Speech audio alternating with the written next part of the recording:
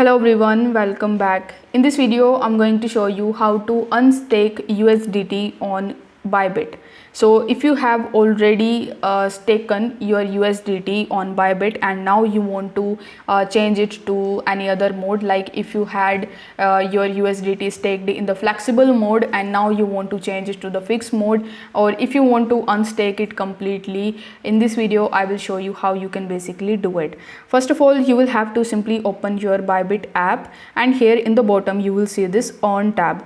So you will have to tap on and then you will be landed on this page. Now over here you will see all of your stakings and the respective earning of that staking. So you will have to simply select USDT that you have staked, and after tapping on that option you will see the unstake tab in the bottom. So you will have to simply tap on unstake, and this way you will be able to easily unstake your USDT on BYBIT.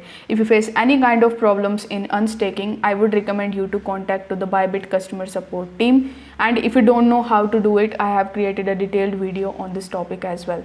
So if this video helped you out, give it a like and subscribe to the channel. If you have any questions regarding this tutorial or any other question in general, you can just comment that in the comment section. Thanks for watching.